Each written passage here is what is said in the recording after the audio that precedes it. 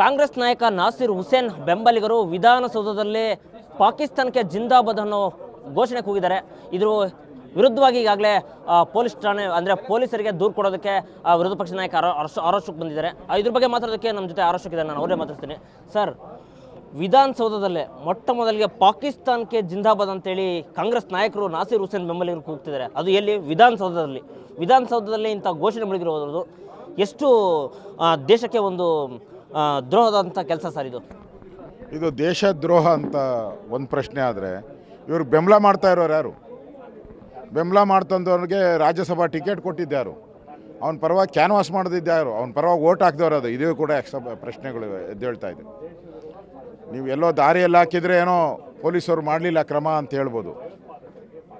ಶಕ್ತಿಸೌಧ, ವಿಧಾನಸೌಧ 7.5 ಕೋಟಿ ಜನಗಳ ಆತ್ಮ ಇದು, ಹೃದಯ ಇದು.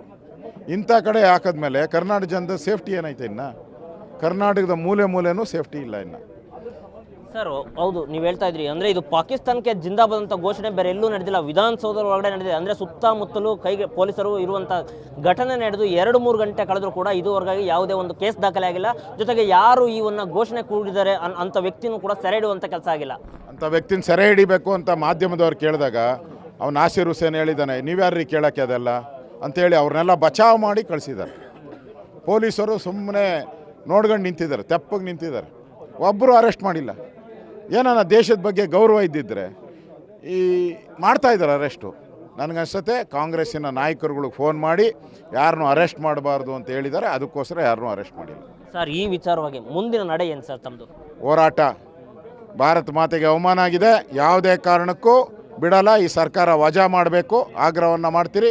ನಾಳೆ ಗವರ್ನರ್ನ ಭೇಟಿ ಮಾಡಿ ಈ ಸರ್ಕಾರನ ವಜಾ ಮಾಡಬೇಕು ಅಂತೇಳಿ ನಾವು ಗವರ್ನರನ್ನು ಭೇಟಿ ಮಾಡ್ತೀರಿ. ಸರ್, ನಾಳೆ ಕಡೆ ಅಧಿವೇಶನ ಇದೆ ವಿಧಾನಸೌಧದಲ್ಲಿ ಈ ರೀತಿ ಘೋಷಣೆ ಮುಳುಗಿರುವಂಥದ್ದು ಎಷ್ಟು ಅಸಹ್ಯಕರ. ಜೊತೆಗೆ ನಾಳೆ ಈ ಒಂದು ಅಧಿವೇಶನದಲ್ಲಿ ಯಾವ ರೀತಿ ಇರುತ್ತೆ ಸರ್ ನಿಮ್ಮದು? ಸಿದ್ದರಾಮಯ್ಯನವ್ರಿಗೆ ಮಾನ ಮರ್ಯಾದೆ ಇದ್ದರೆ ರಾಜೀನಾಮೆ ಕೊಟ್ಟು ಮನೆಗೆ ಹೋಗ್ಬೇಕು.